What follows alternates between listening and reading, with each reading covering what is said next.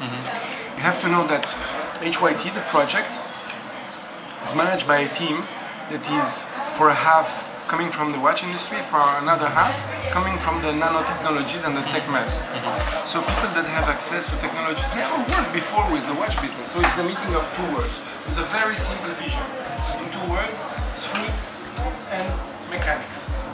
So our DNA starts with building of the fluidic module. When you put back a watch, first challenge hermetic, second challenge the energy. Because once you put the fluid in the tube, you have to be able to manipulate it, okay? You have the fluid in motion. So that's why you have two flexible tanks. These are the tanks, one green liquid, one translucent liquid. We don't have air, there's no vacuum, there's no mystery. So that makes it a little bit much simpler to understand. Now I understand, because first I thought there's only green liquid, but now I understand that with a transparent liquid as well, you can pump it there and this back. Exactly. So you have the flexible tank, is also a very special component, comes from the space industry. It's actually sourced on the east coast of the US. It's part of a speed capture from space shuttles. So you need something that was completely hermetical, okay, that you could see, that was able to move and not altered by heat, temperature, altitude, whatever. Okay? And the challenge is, if you have it too strong, then you need more energy. If you have it too loose, then you pump too much fluid into the capillary. The capillary is less than 1 millimeter diameter with 7 different coatings inside. 7 coatings and 1 millimeter. Yes, 7 different coatings, so that the two fluids are flowing back and forth. This is the H1 collection, and here what you see, you read the hours on green fluid, you read the minutes here. Okay? So right now I will move the fluid by moving the minutes. You can easily see this.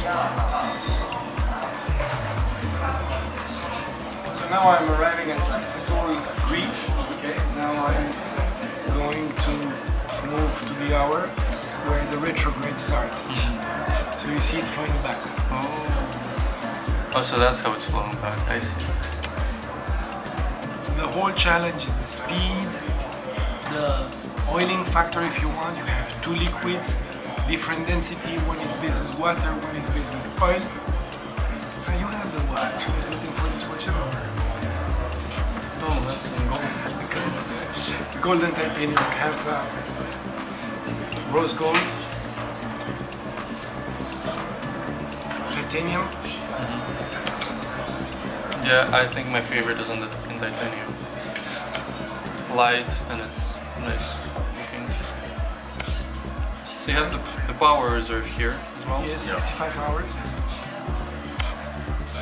And two-tone titanium and black DLCs. Everybody expects, to be able to change colors, so that's one of the ideas, to come with a red fluid. Working a new pigment is not very complicated. It's probably 5 minutes. But to work a liquid that has the properties, the same properties, that's very, very long. So basically, it will take a few months to study the molecules of each matching liquid, because the transparent needs to be changed also, the coating has to be probably different also. So that's a red square, we call this watch red square, not the allusion to the square like red square in Moscow, Moscow, but the red square because it's red times 2. Oh, makes sense. Gold and the red fluid. Sorry, I can do that.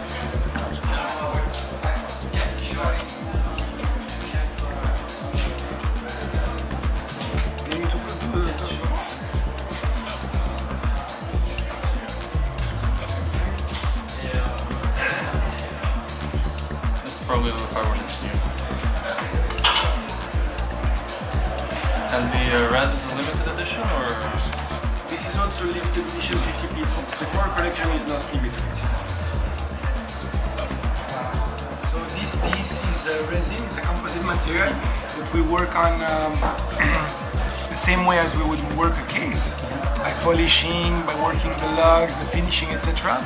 And it comes from a very special material that is 3 times stronger than titanium, as it has 750 Vickers firmness compared to 250 for the titanium, and it's twice lighter.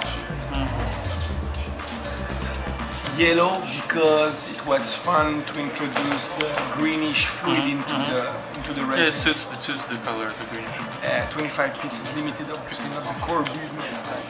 So here is the H2. This is the novelty of this year. What you saw before the for reference is the novelty also on H1.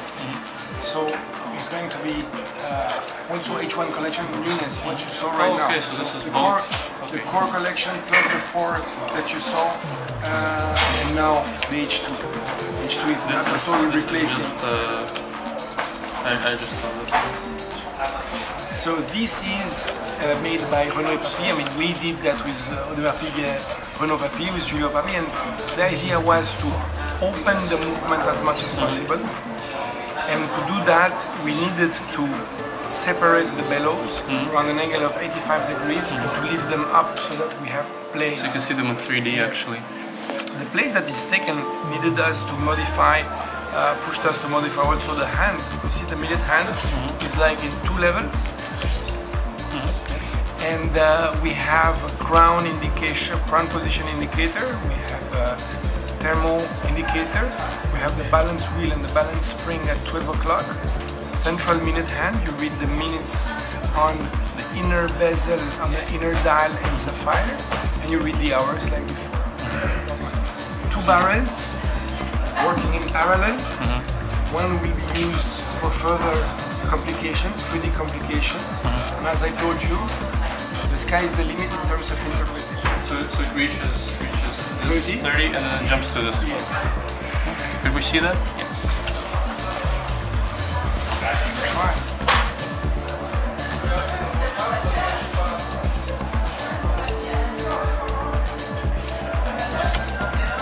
Very nice. Хорошо? Хорошо. Очень хорошо. Okay. Thanks a lot.